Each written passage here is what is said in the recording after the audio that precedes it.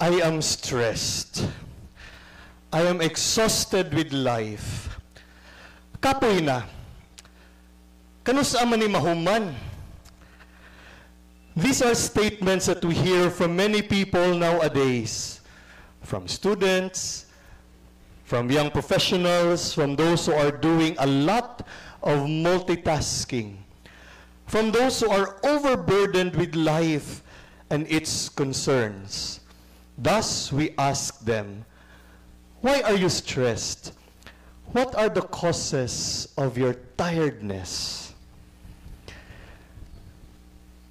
Stress, according to the World Health Organization, can be defined as a state of worry or mental tension caused by a difficult situation. Stress is a natural human response that prompts us to address challenges and threats in our lives. And how does stress affect us? Stress affects both the mind and the body. And a little bit of stress is good, a little bit, and can help us perform daily activities. But too much stress can cause physical and mental health problems. Learning how to cope up with stress can help us feel less overwhelmed and support our mental and physical well-being. And there is a similar situation in today's gospel as well. Jesus was not comparing what Martha and Mary were doing, but how they were doing it. Wala gi-compare ni Jesus kung unsa gibuhat ni Martha and Mary, pero kung giunsa nila pagbuhat ang ilang mga buluhaton, ang ilang mga tasks.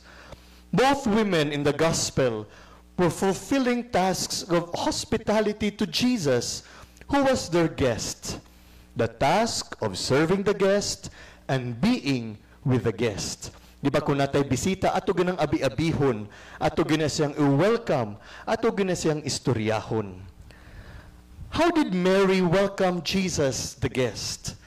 Mary did her task of being with Jesus wholeheartedly, with undivided attention. Nakikistorya siya, naminaw siya ni Jesus. On the other hand, how did Martha do her task? She did her task grudgingly and distractingly because she resents doing it alone. Si Martha, on the other hand, nagsigreklamo, nganong ako ra may gabuhat dinhi? Pili patabangon pod si Mary? From this perspective, Jesus said to Martha that Mary has chosen the better part, which implies wholehearted attention and engagement.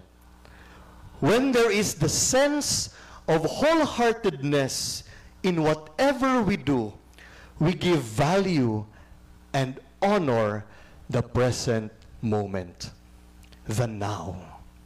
Being and living the present moment wholeheartedly in whatever we do, like praying, playing, studying, and working, are important for a balanced life.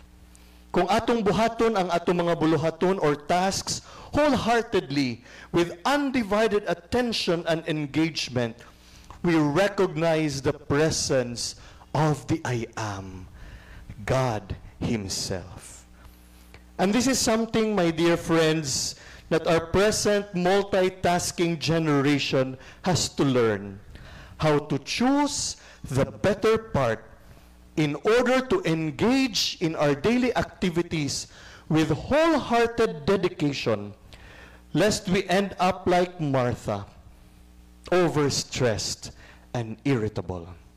Kung atong ihatag ang atong wholehearted attention sa atong gibuhat, it will not be very difficult to do.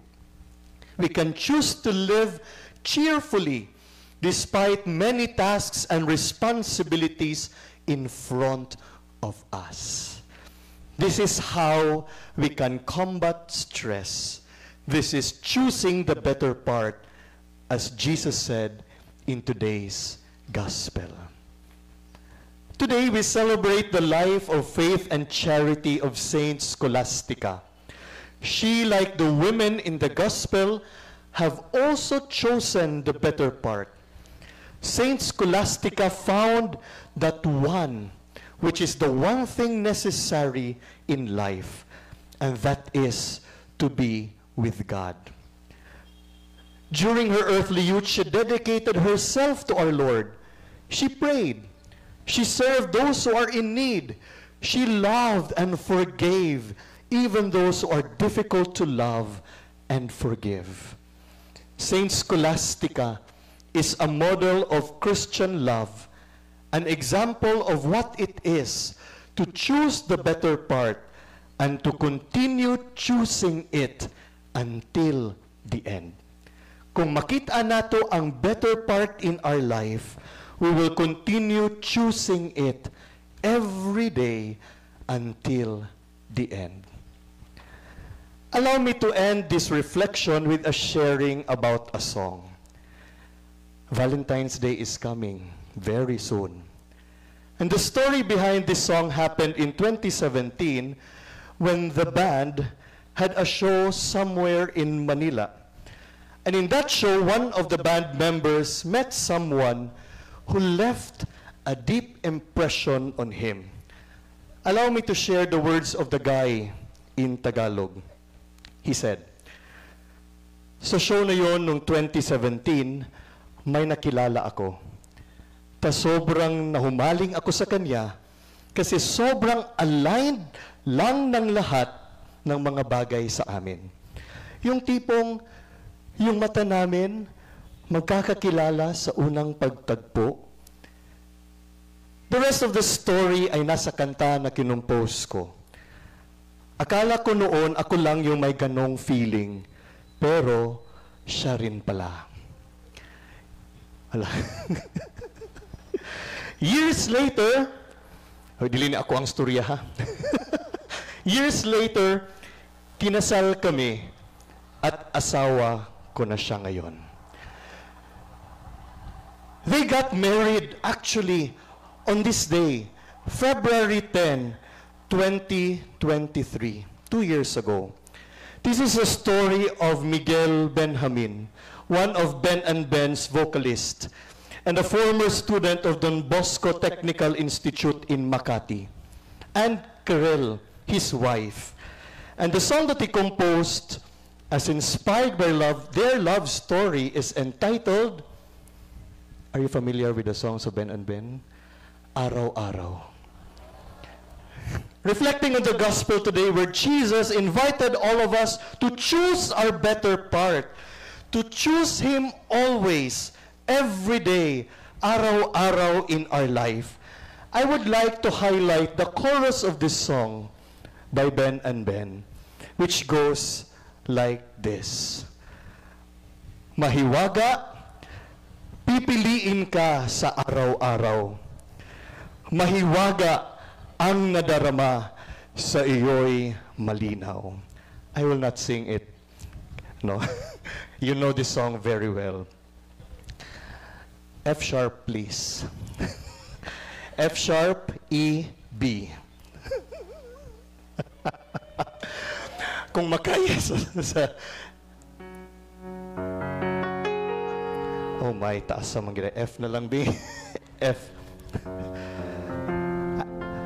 Mahiwaga, pipiliin ka sa araw-araw. Mahiwaga, ang nadarama sa'yo'y malinaw. Hanggang dyan na lang, okay? I will not sing the whole song. Let Ben and Ben sing it.